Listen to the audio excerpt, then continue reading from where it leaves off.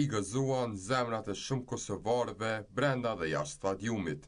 Por njëri nga këta futbollistë të kombëtarës së Kosovës bëri edhe diçka më shumë se shënimi apo asistimi në gola. Lojtari që ka preferuar të mbetet anonim ka dhëruar hiç më pak se 16.000 euro për qëllime bamirësie. Dhe këtë duke i dërguar parat në një organizat që i ndihmon hallexhinjt në muajin e shenjtë të Ramazanit. Bëhet fjalë për shoqatën humanitare Zarfi Mërgjimtarit.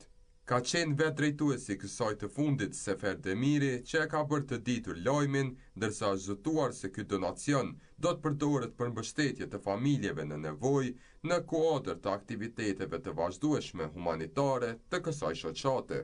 Kjo organizat që kryen bamirësi me paratë e dhuruara nga mërgjimtarët është i njohur në Kosovë për ndihmën që u ofron familjeve që kanë halle me skamjen e me telashe shëndetësore.